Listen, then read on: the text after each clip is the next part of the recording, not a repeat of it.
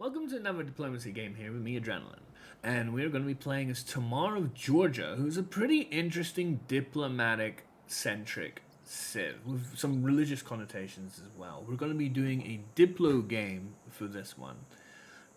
We have the same usual settings. We have Disaster Level 4, we have Monopolies and Corporations, we have Tech and Civic Shuffles, as you can see here. It's quite an interesting intricate design we're going with this particular star. And the other usual standard fare of online speed and all the other things that my thumbnails tend to provide information for, shuffle map and so on. And we are here at turn 1. Don't usually start games on turn 1. Usually I try and get a feel for the game first before I have reason to talk about it. But you know what? Sometimes I like settling on turn 1 when I feel like I have a lot to work with. And I think that this, while there is some desert, yes, there is quite a few nice, heavy production tiles to be working with in local adjacency. Plus some silver with the ability to get the mining boost from working a mine on that. And of course, a nice bit of wheat here for the irrigation boost, which will allow us to then have access to the silk. So my choice that I make is to settle here, kind of in the middle of everything. This is a choice that today's me might not make so much. I'd probably just settle here and forget the silver for now. Also have a look at what's on this side of the map. However, this is what I ended up doing at the time that I played this game. There is still quite a nice lot of high production, high value hill, woods, tiles to be operating with, and the potential for making a Mah Body for those essential diplomatic points. Acquire ourselves quite a nice start of era score, with both being the only civilization on Nena's continent, and of course settling nearby the river.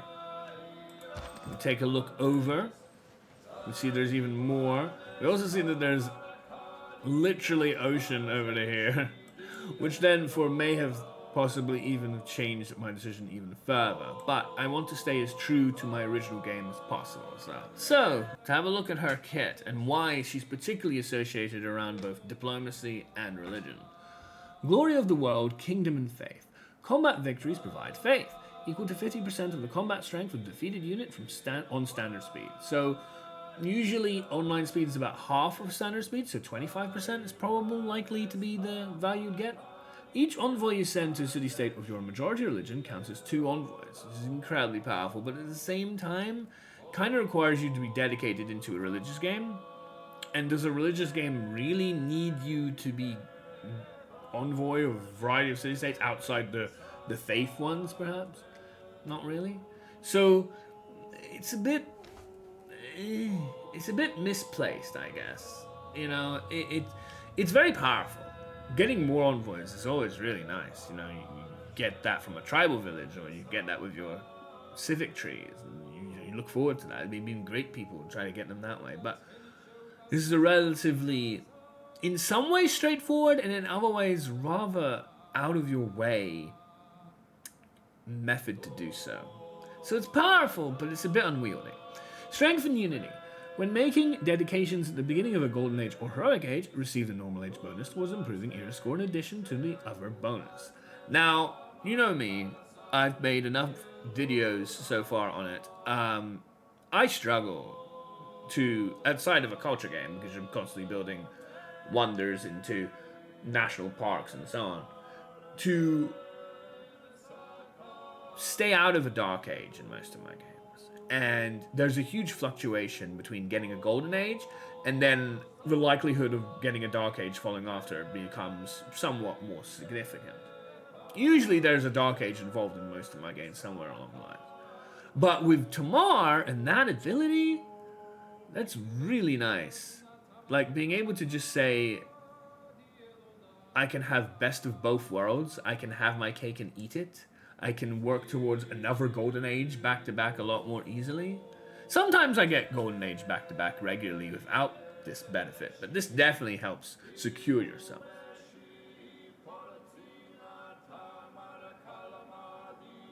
and plus 50% production towards defensive buildings. Which, in a diplomatic game, when you're trying to get a monarchy government and you're trying to gain additional diplomatic favor with Renaissance walls, and she does have, listed below, her own specialist, cheaper to build Renaissance walls.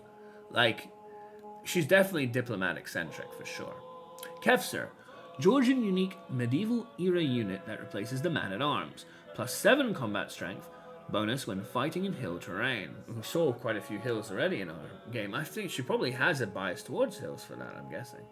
No movement penalty in hill terrain. That's also really nice. You're always trying to choose the promo that allows you additional movement, and this effectively allows you that kind of benefit. And the Sikh, something like that? That's the specialist Renaissance walls. A building unique to Georgia, lower production costs and higher outer defenses than those Renaissance walls. Provides plus 3 tourism after advancing to the conservation civic. Provides plus 4 faith. When in a golden age, the tourism and faith are plus 100%, so doubled. That's pretty damn powerful. I do like it. It's very culture oriented, so it shows that she has some leverage to culture as well. And you could possibly try and marry religion and culture together to go for a culture game with her by having enough religious units to convert city-states like, Kumasi or, Nanmadol and things like that, and be able to then take them over and gain the... Oh, Antananarivo, of course, my favorite one. With some extra culture benefited from having the additional envoys that you've gained to soothe those particular city-states. So there's definitely some play with that. But here we're going for a diplomatic game. We don't really need to worry about that too much. We will still perhaps consider Hong Kong, because that's a very nice city-state for both science and diplomatic victories, because projects are pretty heavy in both of those kind of games. Whether it be World's Fair, or whether it be the athletes, or whether it be, some of the other ones. Even aid requests, sending aid or projects. So, yeah, definitely something to look at. Welcome back, it's 50 turns in, and we have made ourselves a Mah Body temple. Hell yeah, and that means, combined with our Congress, that we have generated a total of 4 diplomatic points. 20% of our way to victory already, not bad. We are using these proposals currently to explore the south. We found that most of our neighbors are to the south. We've met quite a few of them already. And we've also will hopefully use them to convert our Mah, and then maybe we have a religious city-state to be able to generate more faith with and put envoys in, and so on and such like. Hungary, to the east of us, is encroaching on our lands, so we plan to put a settler here. And then hopefully also we'll be able to have a city or two to make the most out of Sonora Hollow, and maybe its adjacencies for a couple of holy sites as well. We find that we were able to stop the most threatening win con that other AI tend to go for, which is ultimately science, by not allowing any buildings to be constructed in this district. It did require us just about, it was a very close victory, to put in just enough diplomatic favor to generate 6 votes alongside one other vote for B, even though, note, it wasn't the campus that they chose. But the way this system works is A is versus B, and then depending on who wins out of that, then whichever vote within B or A, the winning side, will be taken from that. So it's not like my 6 versus anything else that's A and 1. It's 6 and 1 versus 6. So 7 beats 6, B beats A, and then 6 beats 1 because of the campus choice and having one over that. So it's really nice for us to be able to stave off our opponent's pressure. And then this one tends to be fairly generic, it tends to be always production. Occasionally they can vote for gold, and in this case a couple went for faith. You will find. But production, especially early on, tends to be the safe bet. And later on, you might be surprised occasionally that they might pick gold, but I am more than comfortable, having played a bunch of diplomatic games already, that picking production and not necessarily having to put any more than the basic 1 vote in should usually win that. welcome back, and holy moly has this game gone through a catastrophic period of time. In the past 50 turns or so, one of the most craziest, rarest occurrences to have happened in a game of Diplo with me has occurred. It is turn melee 112. In an online speed game, I would expect this not to happen any earlier than turn 130. You start to get concerned at around turn 120. Certainly no earlier than that. And look. Production salvage. You are not able to complete the World Wonder Statue of Liberty. The 4 diplomatic point wonder in time. However, 162 production has been salvaged from the attempt and awarded to the city of Zugdidi. I'm astounded. I don't even know what I'm supposed to do with this production because, like, what? Venetian Arsenal is good for domination, not Diplo, domination. For that second naval unit. Projects are now 1 turn, but 240 production for a wonder that I can't make anymore. I don't know, man. 9 out of 17. We're not exactly in any need of more housing. It's really catastrophic. And speaking of catastrophic, our religion is being absolutely invaded by Japan. Absolutely destroyed. Our capital has been taken over. All these are pluses now. They're in the green. We have made a little bit of an homage, a little bit of a Last Bastion bid with a couple of free charge missionaries to hopefully withstand all of this, actually 3 of them. So we have enough charges to start converting back some of these cities if these apostles end up leaving, but they clearly have no intention to do so right now. It's been remarkable. We currently have only 6 diplomatic points. No, only 5 diplomatic points. And we're not even first. Hojo is above us, both in religion and Diplo. This game definitely went through quite the dark period. We have made it to a normal age, right?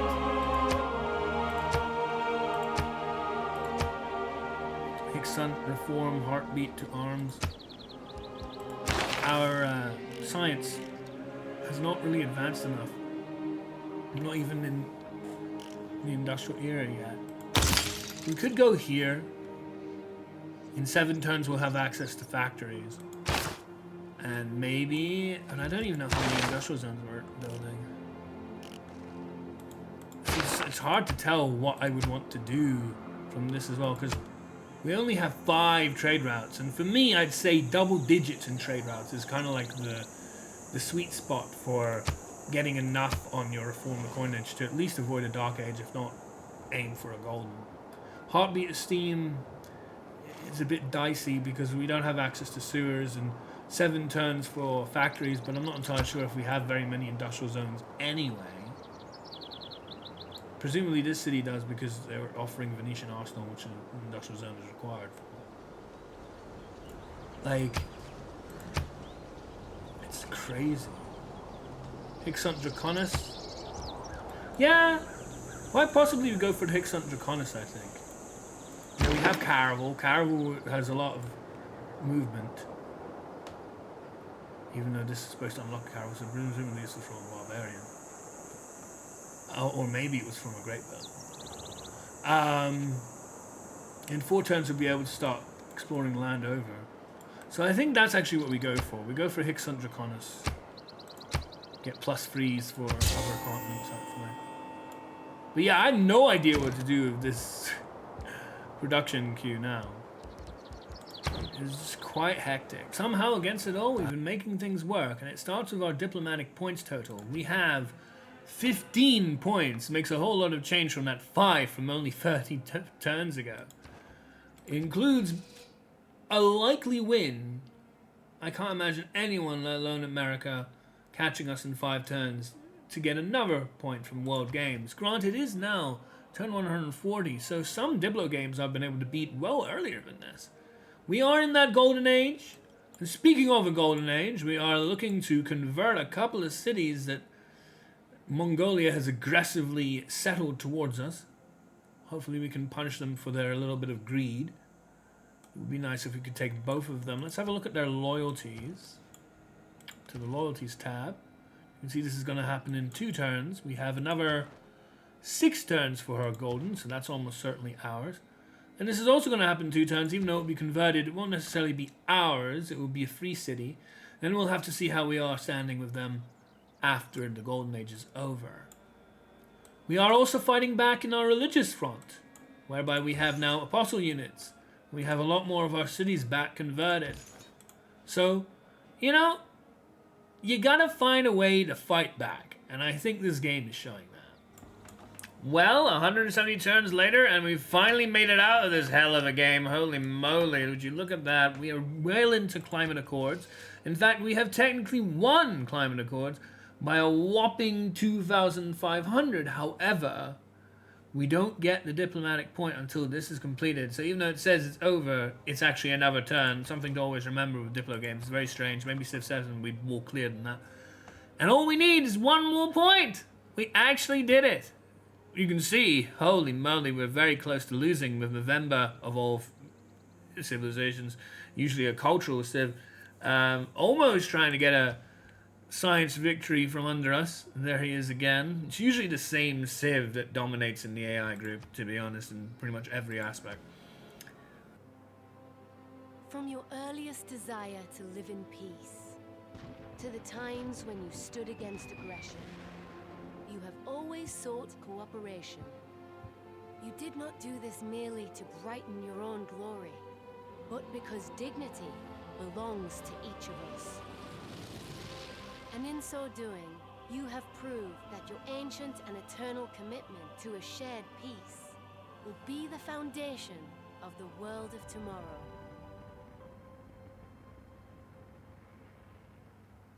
Et voilà! Nous gagnons! And all that.